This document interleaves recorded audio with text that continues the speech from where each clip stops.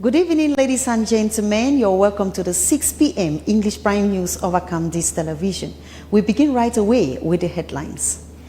The National Decentralization Council held its first session this morning for the fiscal year 2021. This session was a question of preparing the framework for the development of the regions. It was chaired by the Prime Minister, Joseph John Goode, who brought members of government and representatives of decentralized territorial communities. The commander of the 5th Joint Military Region, Brigadier General Valerie, has returned to Bamenda after an operational visit in Kumbu, headquarters of Bui Division. The operation Clean Bui that started on May 15 lasted for a period of 1 month. 3 separatist fighters were killed during this operation. The Secretary General of the Commonwealth, Right Honorable Patricia Scotland, has expressed satisfaction and appreciated measures put in place by the government for the return of peace and normalcy in the Northwest and Southwest regions during a video conference with the Prime Minister, Head of Government, Chief Dr. John Goode. More on this in some seconds to come.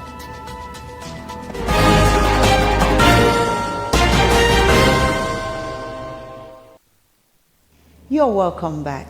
We begin this news over in the northwest region of the country, where the commander of the 5th Joint Military, Brigadier General Valerie, has returned to Bamenda after an operation that led to the killing of some separatist fighters. Our northwest regional correspondent, Neba Jerome, has more in the following reports. The operation, codenamed Operation Clean Bui, was led by Colonel Machang Charles Allen that witnessed the killing of tens of separatist fighters, 4 soldiers, and several others wounded, with a number of material loss recorded according to military sources. As fighting continues in Bui Division, the population are at risk. Some have lost their homes, while others killed, but the senior divisional officer for Bui says the military operation is to stabilize the situation and bring back life into the town. The security situation in Bui Division in general and in the city of Kumbu in particular is globally under control. It is true that for the past weeks the terrorists have stepped up the activities within the division, but with the cleanup exercise, the security offer has been stepped up enormously, and the population are feeling a sigh of relief. We know that much is still left to be done, and we hope that as we bring all the other actors on board, notably the traditional rulers, the elite of the locality, the church leaders, will be able to continue the pacification exercise and give peace a chance in Bui Division. On the field to evaluate the 1-month mission of the soldiers is the commander of the 5th Joint Military Region, Brigadier General Vale, who congratulated the soldiers for a job well done by bringing normalcy in the area, but warned the soldiers against human rights violation. I'm in the field for an assessment of the first phase of this operation, which is ongoing. Colonel Matian, all the officers, all the forces, I'm satisfied with the conduct of operation. The population is the center of gravity. You have to respect human rights. You don't want anything, any harassment against the population, raping. When you have an operation to be conducted in the field, you make sure that those rules of comportment and engagement are Ammunition such as AK-47s, improvised explosive devices, motorbikes, containers in which those who carry out the operation says are illicit fuel seized from the hideout of separatist fighters. The soldiers say one of the most wanted Ambazonian fighters, No Pity, is on the run.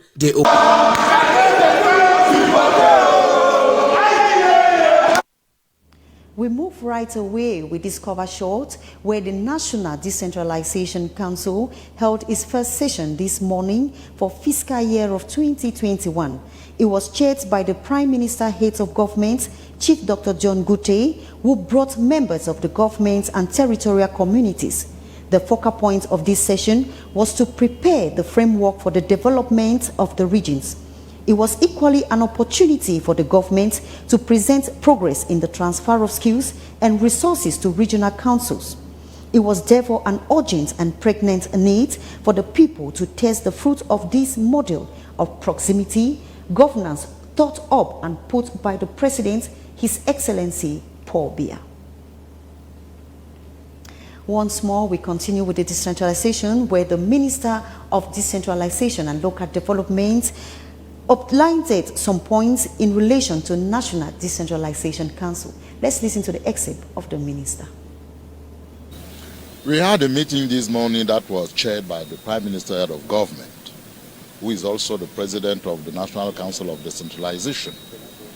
And it was to make the point to see if the regions that are the second level of the decentralization were on track and if things were mastered. While receiving the presentation that I did, the one did by the Minister of Finance and the last by the Minister of Economy, I think we wanted to see if the executives were installed, and that was the case. We wanted to know if they were physically well installed. This has been evaluated and it was said that everything was on good path. Now, concerning what is very essential, meaning the money, it was admitted that 9 of 10 of the regional executives had already adopted their budget. So, it was acted that the budget were for the installation and for the maturation of the reflection so that next year the real work can start. The question of competencies is well addressed and we are finalizing the text. The question of human resources is also well addressed. The text concerning the local public service will soon be published. So finally, we can say that the process is well executed, well monitored, and for us, things are quite good. This is a conclusion I can give concerning the process of decentralization and the second level of decentralization in the regions. And I want to thank you of the medias of the reporting you are doing of our action, and to thank you and expect that we will still be by us to accompany the government in the public policy of decentralization and local development. And I thank you all. Still in connection with the National Decentralization Council, Council President say it is now time to promote skills and resources. Let's listen to the North Regional Council in the following reports. We have this transfer de competence, okay, which is not operational. And as long as we have not this transfer of competence, we don't have operation things to do. That's the first thing. And the number of employees, because right now we are 9 in the region. We need technicians, and we have to have these technicians. And they are talking about local fiscality, okay? And this also should be defined clearly in order to allow us to operate and to work and continue. Our objective is that in 2022 we should be really operational and we have actions on the field in order to mobilize the people and in order to maintain the confidence of the population.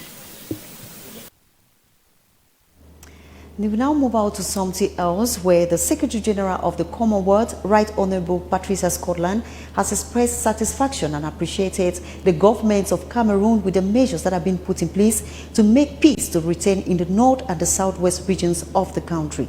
She was speaking during a video conferencing with the Prime Minister, Head of Government, Chief Dr. John Gute. Tita Bertrand has more in the following reports. A lot of changes have been witnessed since 2017 when the Secretary General of the Commonwealth, Right Honourable Patricia Scotland, last visited Cameroon.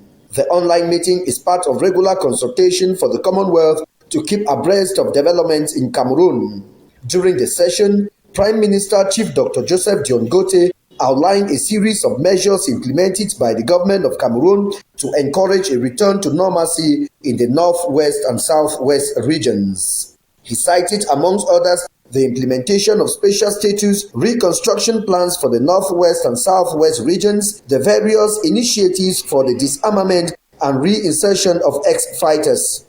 The head of government, Joseph Dion Gote, told the Commonwealth top-level executives that these measures are yielding fruits in the English-speaking regions, such as the reduction of violence, increase in cooperation between the defense and security forces and the population of the regions, as well as the return sector of investors. The Prime Minister added that the major challenge lies in convincing the diaspora to support these initiatives for peace and normalcy to return.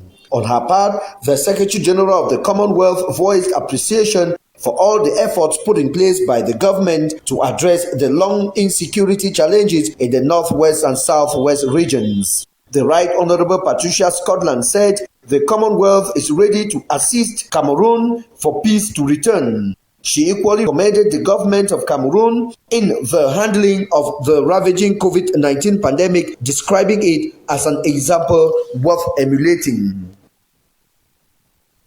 You're welcome back. If you are just joining us, you're watching the 6 p.m. Prime News in the English language over Camdis Television. We now move over to the Southwest region where 6 divisional delegates in Dian have been kidnapped by some separatist fighters. The delegates, the separatist fighters, are asking a ransom of 60 million francs CFA for them to be released. Bertrand Tita has an in-depth in the following report.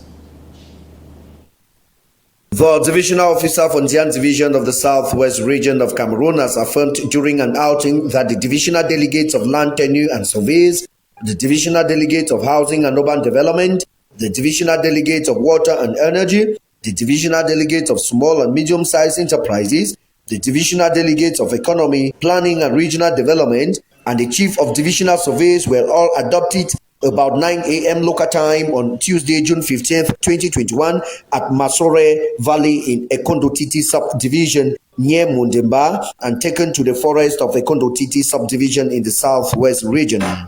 The administration of Dian Division has affirmed that the adopters have revealed themselves as separatist fighters led by Ten Kobo, a youth that hails from Bikora in Ekondo Titi subdivision. The senior divisional officer for Dian Division has affirmed that he is in communication with the kidnapped delegates, and the information coming reveals that they are held in 2 separate camps and the separatist fighters are demanding 28 million in one camp and 32 million CFA francs in another. The delegate adopted were on land demarcation for the power supply in Eo where they were adopted. The Masore Valley in Ekondo Titi subdivision in Dian Division of the Southwest region. Worthy of note is since the start of the crisis in the English-speaking regions of Northwest and Southwest regions of Cameroon, kidnapping and demanding for ransom by separatists has been the order of the day. The 5-year running crisis has rendered life miserable for denizens in these regions, and the call for peace and normalcy is on every lip.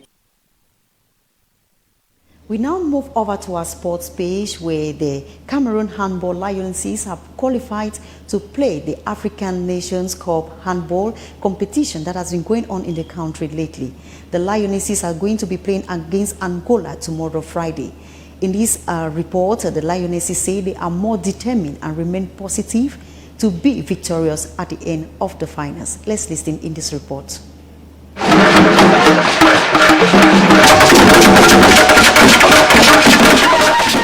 victories from the onset of the 24th edition of the Senior Women's African Cup of Nations handball competition.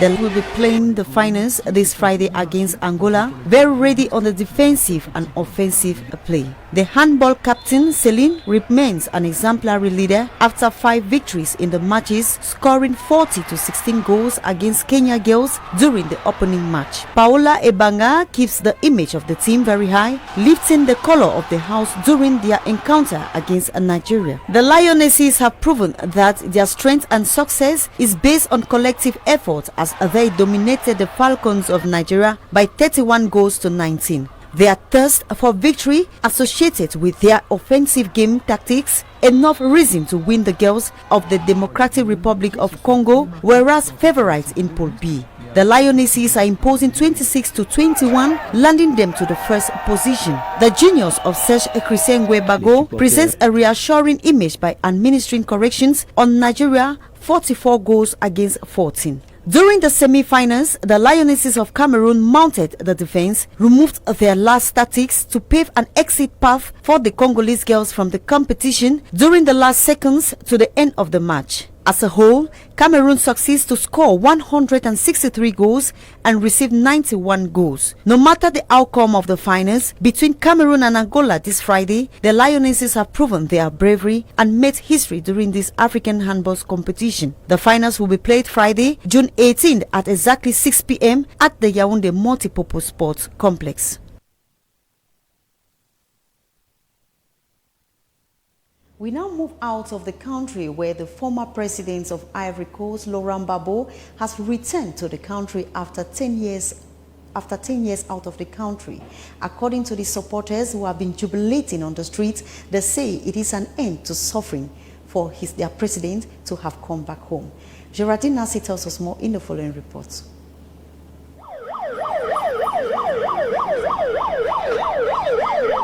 Former President Laurent Gbagbo returns home this Thursday, 10 years after he was taken to the International Criminal Court on charges of crimes against humanity. Mr. Gbagbo has been living in the Belgian capital Brussels since his release from detention 3 years ago. The return is seen as a test for the country and a population that still has the bloody conflict fresh in memory, with some analysts saying there are concerns that it could again destabilize the world's largest cocoa producer. But Gbagbo's supporters and members of his Ivorian Population Front Party hope that the return of the 76-year-old, after spending most of the past 10 years in the International Criminal Court custody, will ease lingering tensions. President Alassane Ouattara, who sent Gbagbo to the Hague, made a presidential pavilion at the airport available for his return. According to most of his supporters, Gbagbo is a man of peace and of reconciliation. They see his return as a good thing, especially for those who have been suffering ever since his exile. His 51-year-old son Michel Gbagbo added that Mr. Gbagbo is the only man who can bring the population together. The population of Ivory Coast therefore welcomes his return with a lot of enthusiasm.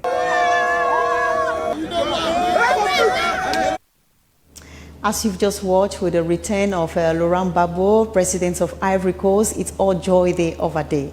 Now we want to say thank you very much for watching, but before we go, here are the headlines. The National Decentralization Council held its first session this morning for the fiscal year 2021. This session was a question of preparing the framework for the development of the regions. It was chaired by the Prime Minister, Chief Dr. John Gute, who brought members of the government and representatives of decentralized territorial communities.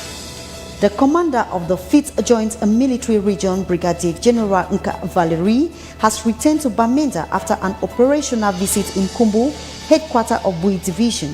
The Operation Clean Bui that started May 15 lasted for a period of 1 month. 3 separatist fighters were killed during this operation.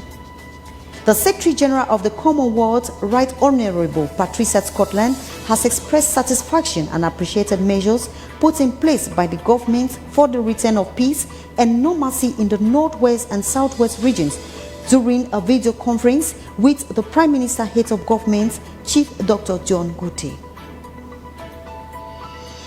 Thank Thank you very much for being there. Keep rendezvous tomorrow at exactly 6 p.m. But don't go away. More interesting programs will be yours over Camdis Television. Have a blessed evening.